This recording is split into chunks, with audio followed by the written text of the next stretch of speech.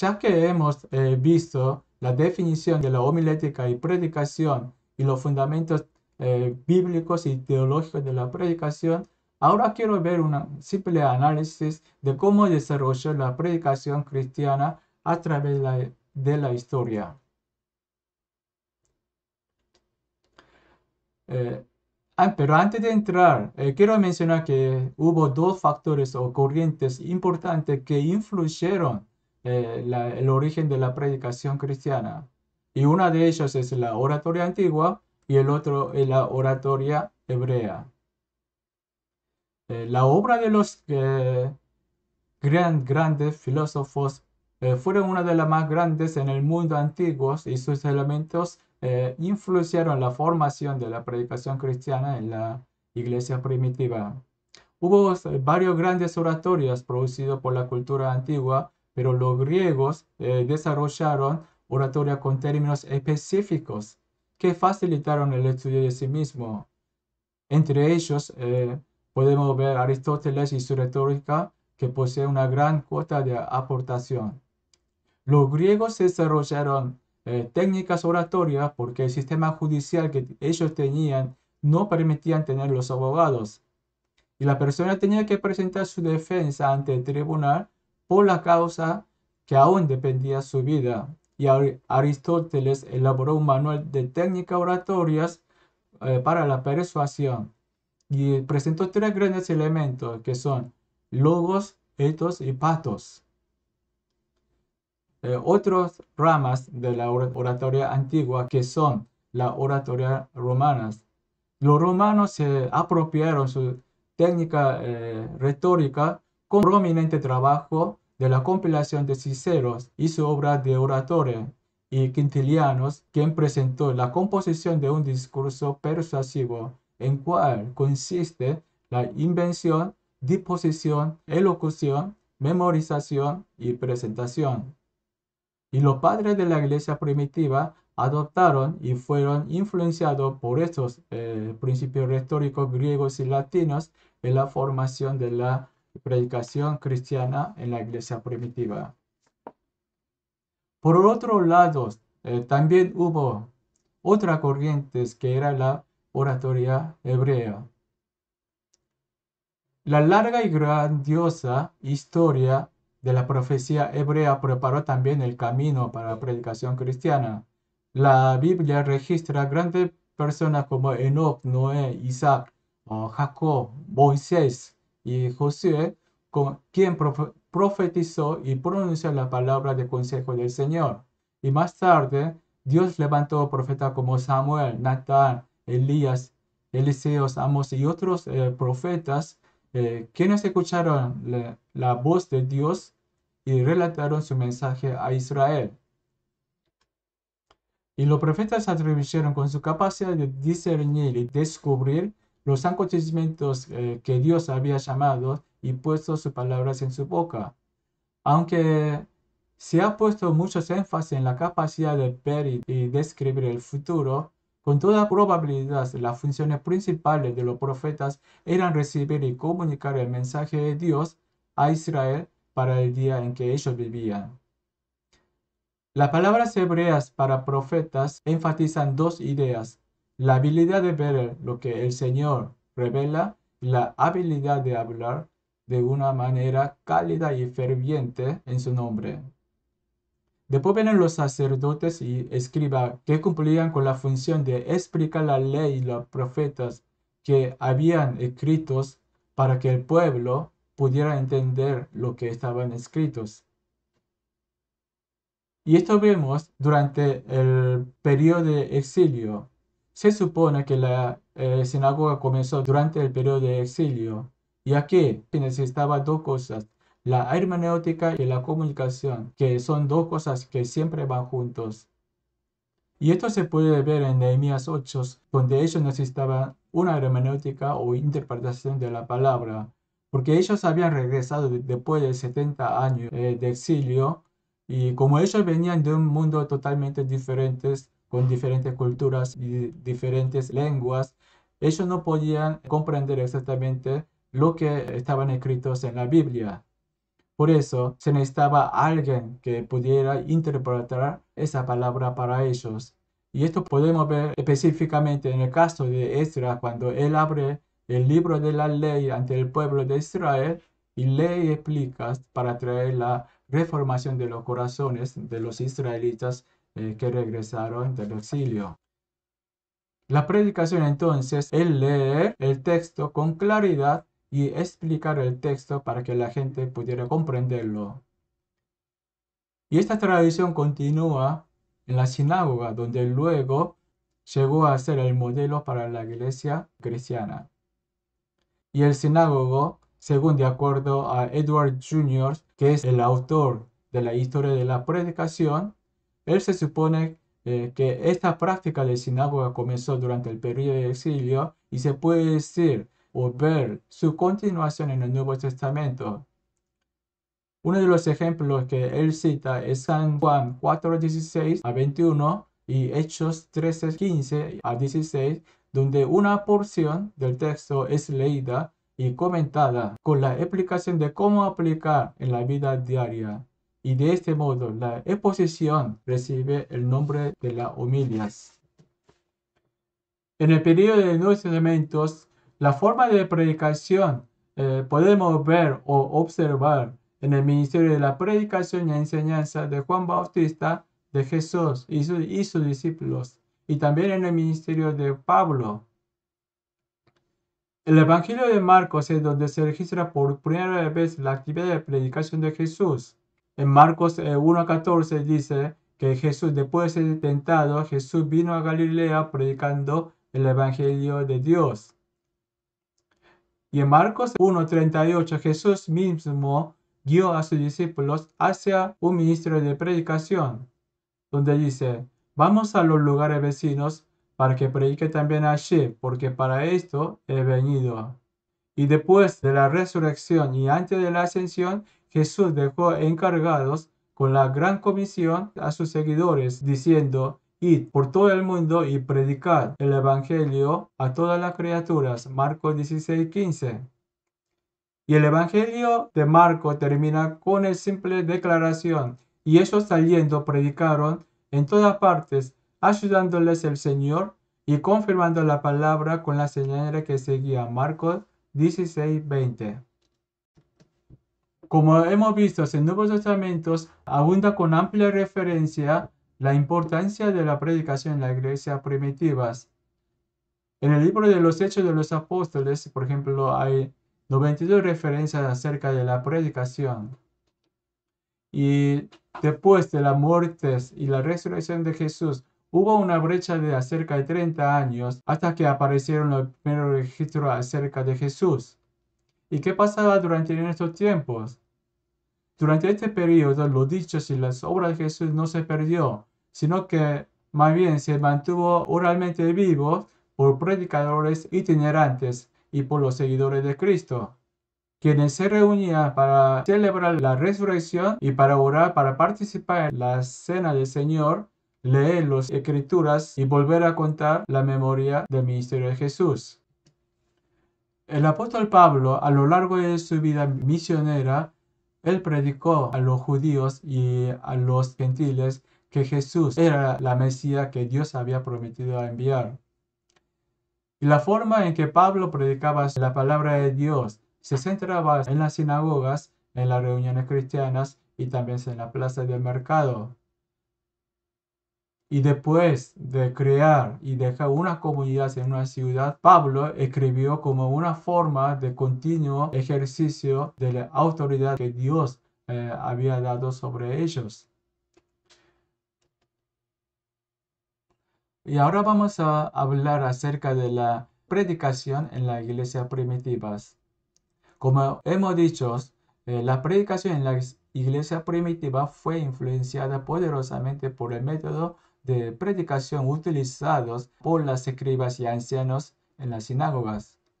Y la presentación de evangelio de la iglesia primitiva continuó usando homilias de sinagoga.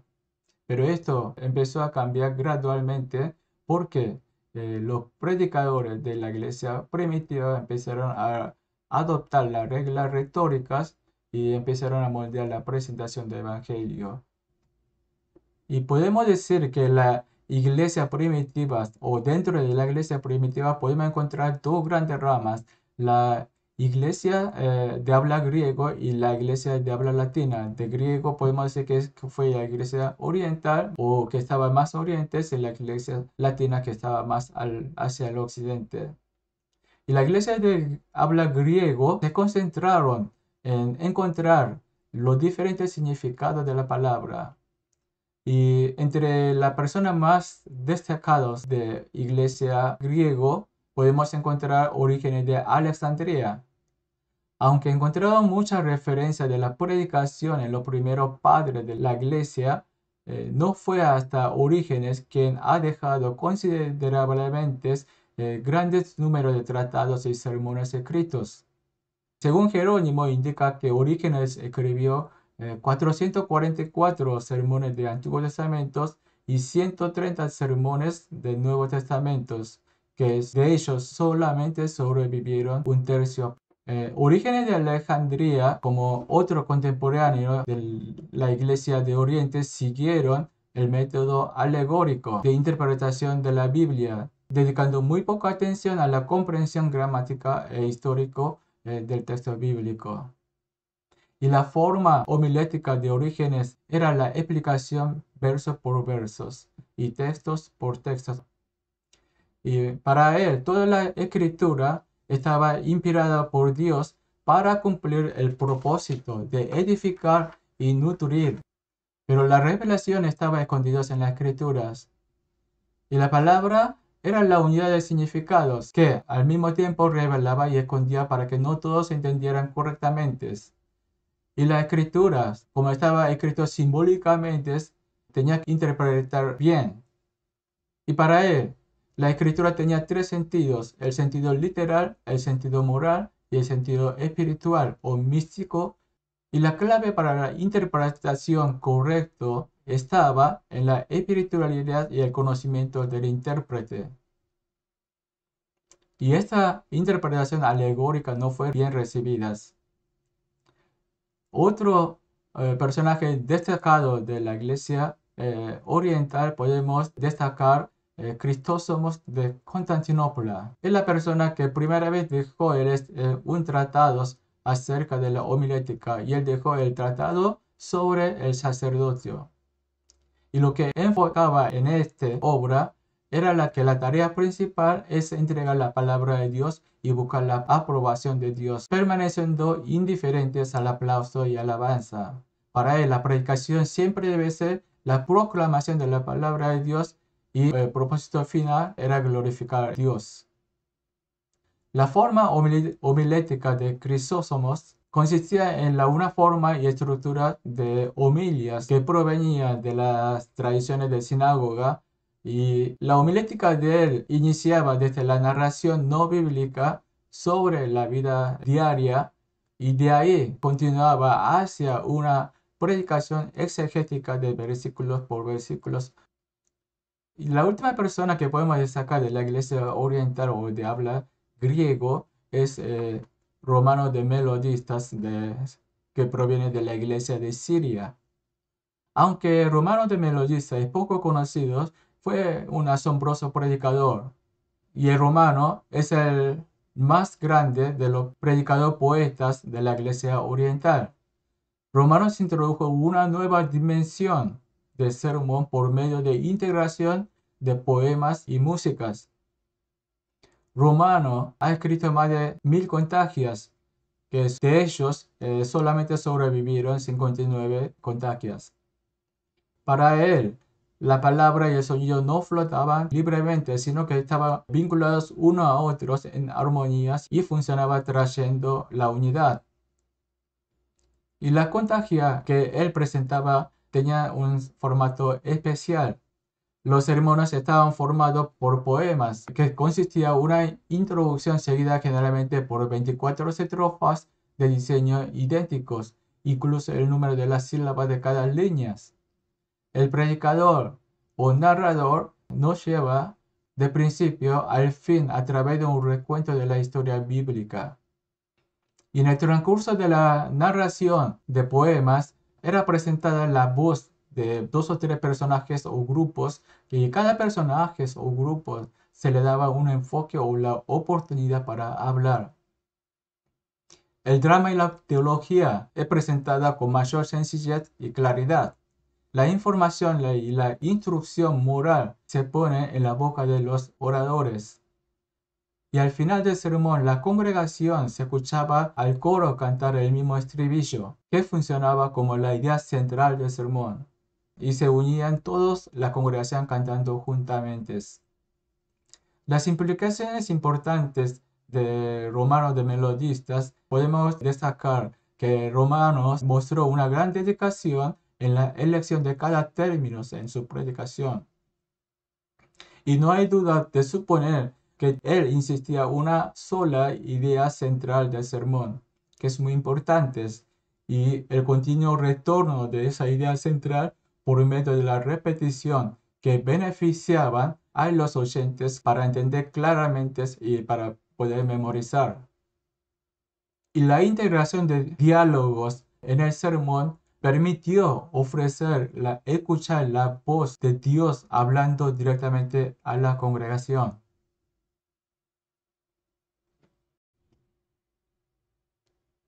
La otra rama de la iglesia primitiva es la iglesia de habla latín, que se concentraba en dar a la palabra la autoridad y el control en la interpretación y en la predicación.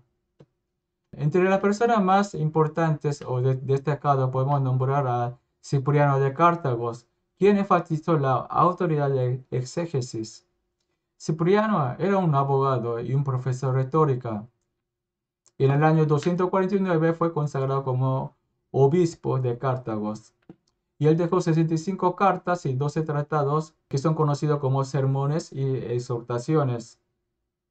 Y Cipriano adoptó la retórica al púlpito y mantuvo la posición, diciendo que los predicadores, a diferencia de los abogados en los tribunales, debían apuntar a una simplicidad que usa la verdad para convencer o persuadir.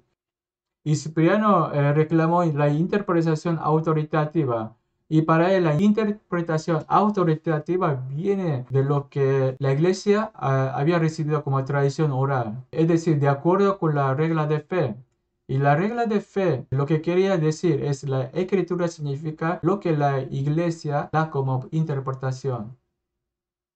Y lo que él quiso decir con esto es que la escritura significa lo que la iglesia da como interpretación. Cipriano es famoso por su claridad de la organización de pensamientos, ya que esto era agradable en los oídos de los oyentes, porque sus pensamientos eran simples y bien organizados. El método que él utilizó para clarificar la idea era que la oración inicial de cada párrafo estaba conectado con el tema del párrafo, y cada párrafo no iba más allá de este límite que era la oración inicial, y se pasaba al otro párrafo con una nueva oración inicial. Y ahora vamos a ver al Agustín de Hippo, que es uno de los personajes más importantes quien contribuyó a la homilética de la iglesia primitiva. Agustín de Hippo nació cerca de Cartago y, como dice en sus autobiografías en el libro de las Confesiones, indica que fue el maestro de la retórica por 9 años. Él fue convertido y bautizado en el año 387 y luego fue nombrado como obispo de Hippo cuando él tenía 41 años. Y él fue profesor de retórica antes de su conversión, y como era de esperarse, Agustín se incorporó y aplicó sus conocimientos retóricos a la predicación y escribió como 1535 sermones, y entre ellos sobrevivieron solamente 683. Agustino también escribió el primer libro de texto de la homilética, conocido como De Doctrina Cristiana, en el año 427, que está compuesta por 4 libros. La gran mayoría de sus libros está dedicadas a la interpretación de la Biblia. y una parte para las homiléticas. Y uno de los grandes aportes que Agustino proveyó es relacionar los principios de la teoría retórica con la tarea de la predicación. Y él recibió una fuente de influencia de la retórica de Cícero y Aristóteles. Y se apropia de la retórica de Cícero, especialmente los tres niveles de estilos, que son enseñar, deleitar y mover, para guiar una congregación hacia un entendimiento o persuasión. Su formato de sermón presenta una gran variedad. Muchos de sus sermones eran exegéticos y otros eran doctrinales. La característica de su sermón, las exégesis, era típico que se encontraba en su sermón. Y Agustín reconoce los cuatro entendimientos de estándar de la Escritura. Para él, el Antiguo Testamento es revelado en Nuevos Testamentos y Nuevos Testamentos aparecen disfrazados en Antiguos Testamentos. Por lo tanto, para él, el Antiguo Testamento tiene que ser interpretados a la luz de Nuevos Testamentos. Y así, para él, los evangelios ocupaban un lugar prominente en las Escrituras. Y Cristo es la verdad que domina dentro de las Escrituras. Y para él, el pasaje debían interpretar literalmente y ante un texto figurativo donde la interpretación literal no edificaba, Agustín sugiere chequear a las lenguas originales del texto y aún con textos ambiguos, él se exhorta a seguir a la regla de fe como Cipriano hacía. También Agustino sugiere seguir los principios de la regla de amor, que es interpretación de pasajes figurativos por medio de estudiar el texto hasta que la interpretación produzca el reinado de caridad, hasta que su corazón encuentre el regocijo en el Señor. Y lo más importante de la homilética de Agustino es él propone el propósito de la predicación es enseñar, deleitar o mover o persuadir, que es influenciado por retórica de Cícero y Quintiliano. Y también él insiste en tres estilos retóricos antiguos y lo aplica en la predicación, que es estilo simple, estilo moderado y estilo grandioso. Y según él, cualquier estilo puede dominar en un sermón y los demás estilos deben aportar o proveer una variedad para evitar aburrimientos. El estilo simple estaba relacionado con enseñar. El estilo moderado estaba relacionado con deleitar o dar placer.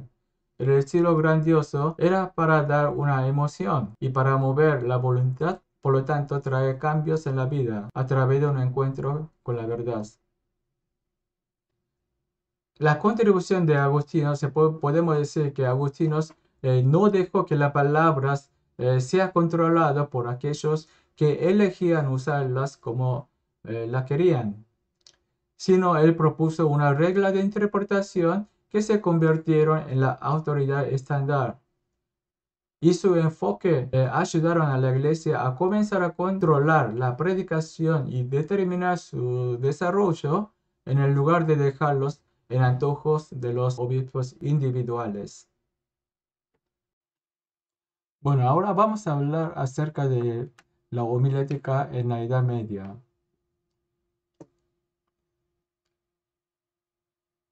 Homiléticamente hablando, durante la Edad Media, la autoridad de la palabra se convirtió en un texto privado, porque en la Edad Media el conocimiento del idioma bíblico se habían perdido en su mayor parte. Aunque el latín era un idioma dominante, esta lengua nunca fue una lengua vernacular en el norte de Europa. Y también su influencia se estaba declinando cada vez menor en el sur de Europa también. Dado que la Biblia en la Edad Media estaba en latín, la Biblia pronto se convirtió en el texto de unos pocos privilegiados. Desde la perspectiva homilética, hubo aproximadamente dos periodos en la Edad Media. El primero, el periodo que va de 650 hasta aproximadamente 1200. que se conoce como declinación de la predicación.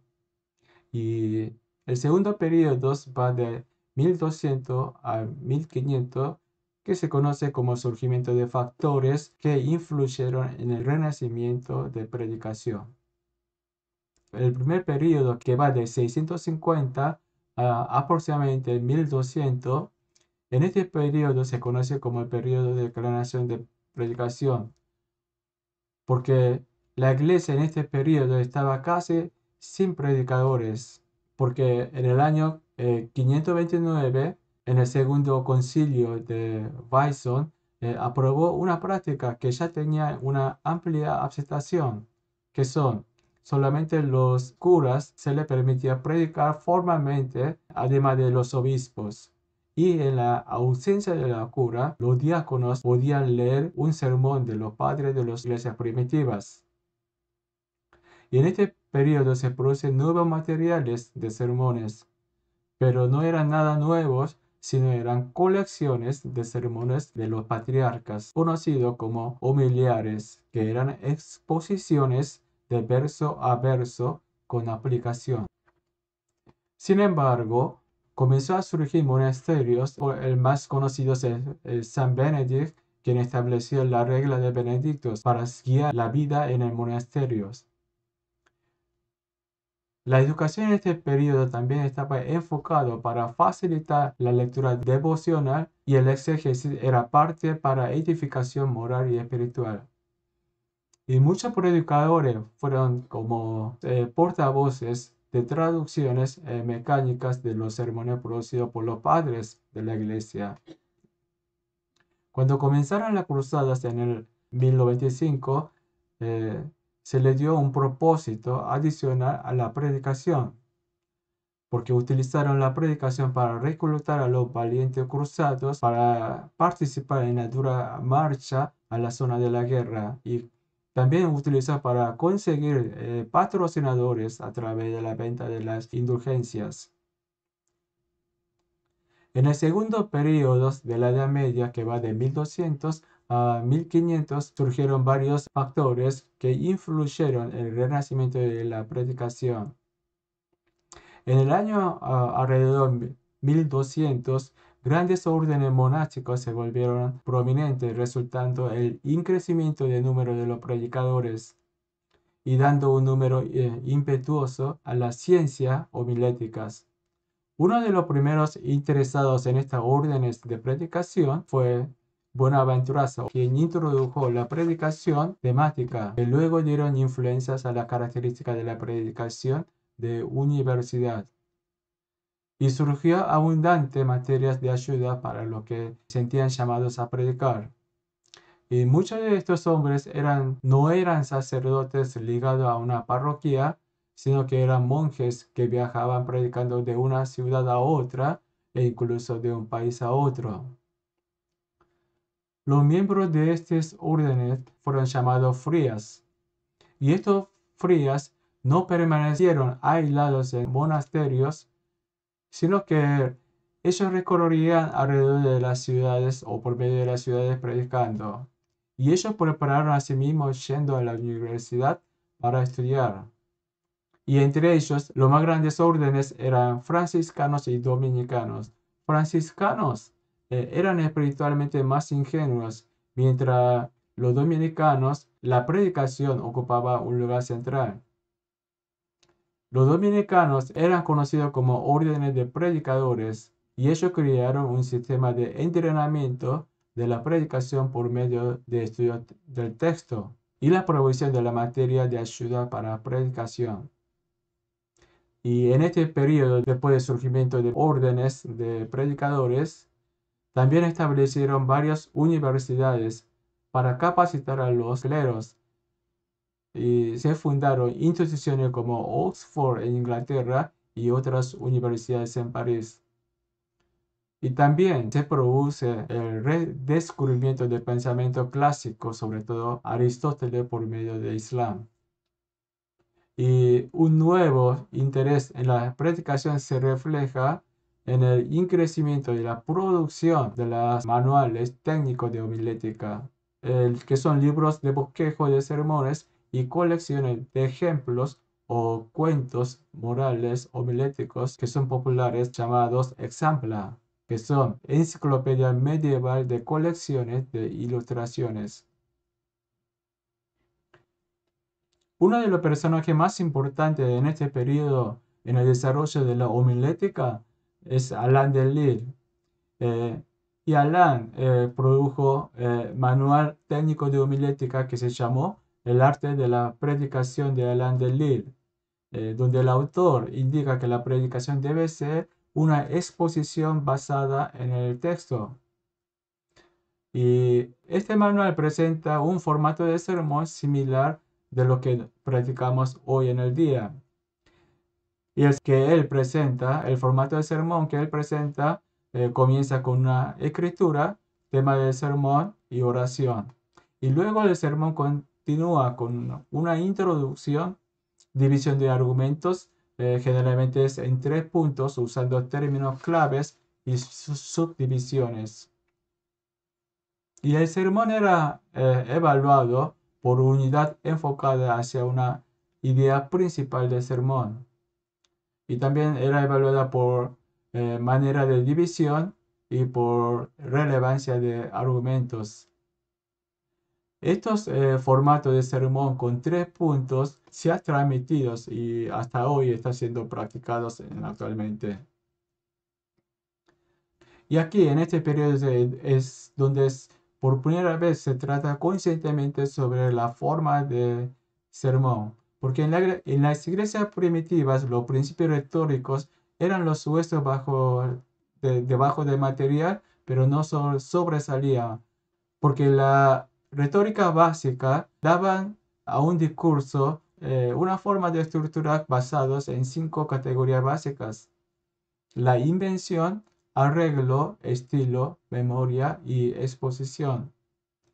Invención es el descubrimiento de argumentos que va a utilizar, cuyo aspecto más importante fue el estudio de diferentes tipos de pruebas lógicas. Arreglo era la estructuración de argumentos. El estilo era elegir una manera apropiada de hablar, selección de las palabras, imágenes y otras frases. Y memoria era memorizar prácticamente y para ayudar a cómo recordar un discurso. Y por último, la exposición. Bueno, como hemos visto, en la Edad Media se produce un gran desarrollo, a pesar de que la primera gran parte de la Edad Media hubo una declinación de predicación. El segundo periodo de la Edad Media se produce un renacimiento por medio de los monasterios y órdenes de predicadores y por Alain de Lille.